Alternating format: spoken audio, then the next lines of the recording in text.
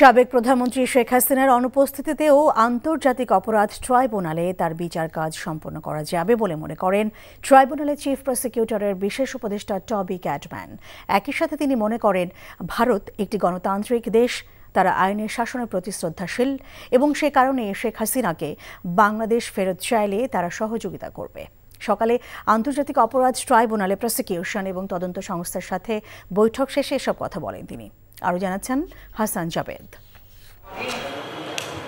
London ভিত্তিক Guernica 37 ল ফার্মের যুগ্ম প্রধান ব্রিটিশ আইনজীবী টবি ক্যাডম্যানকে সম্প্রতি বাংলাদেশের আন্তর্জাতিক অপরাধ ট্রাইব্যুনালের চিফ প্রসিকিউটরের বিশেষ উপদেষ্টা হিসেবে নিয়োগ দেওয়া হয়। বুধবার তিনি প্রসিকিউশন এবং তদন্ত সংস্থার সাথে বৈঠক করেন। পরে সাংবাদিকদের তিনি বলেন, শেখ হাসিনাকে ভারত সরকার ফেরত না দিলে আইসিসির সহযোগিতা নেওয়া যেতে পারে, তবে ভারত গণতান্ত্রিক দেশ হিসেবে শেখ হাসিনাকে ফিরিয়ে দেবে বলে প্রত্যাশা তার।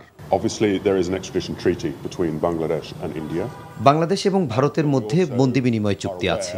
তাছাড়া ভারত একটি গণতান্ত্রিক দেশ, তারা অন্য দেশের আইন ও বিচার ব্যবস্থার প্রতি শ্রদ্ধাশীল।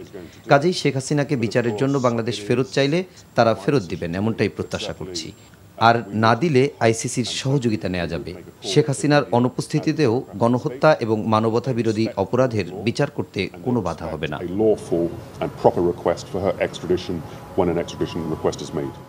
ব্রিটিশ এই আইনজীবী বলেন, আন্তর্জাতিক অপরাধ আইনের যে সংশোধনী হয়েছে তা আন্তর্জাতিক মানদণ্ড মেনে করা হয়েছে, তবে আরও কয়েকটি ধারা সংশোধনের প্রয়োজন হতে পারে।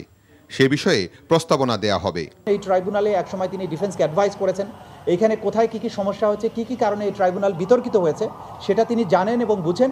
সেই কারণে তিনি এই ইনভাইটেশন গ্রহণ করেছেন, আমাদেরকে অ্যাডভাইস করছেন যে অতীতে যে ভুলগুলো হয়েছে সেগুলো যাতে আর কখনো না হয় এবং ফ্রি, ফেয়ার এবং ইম্পার্শিয়াল একটা ট্রায়াল যাতে হয়, আন্তর্জাতিক মহলের কাছে গ্রহণযোগ্য একটা বিচার হয়, সেই ব্যাপারে তিনি প্রসিকিউশন এজেন্সিকে তিনি অ্যাডভাইস করবেন, সহযোগিতা করবেন।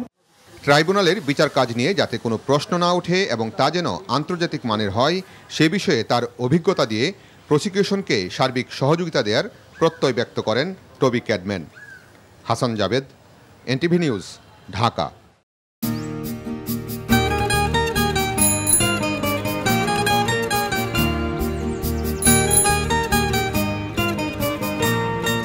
শুনেন, পুরুষ মানুষ তো এভাবে ভয় পেলে চলে না, মুখে সাহস রাখতে হয়।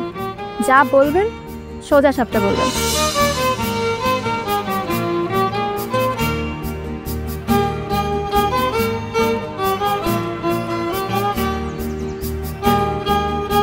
তো এই শীতে যে শীতের কাপড় ছাড়া আসছো, এটা কি ঠিক আছে? তোমাকে দেখার পর থেকে আমার জীবন থেকে শীত, গ্রীষ্ম, বর্ষা সব চলে গেছে, শুধুমাত্র তুমি আছো।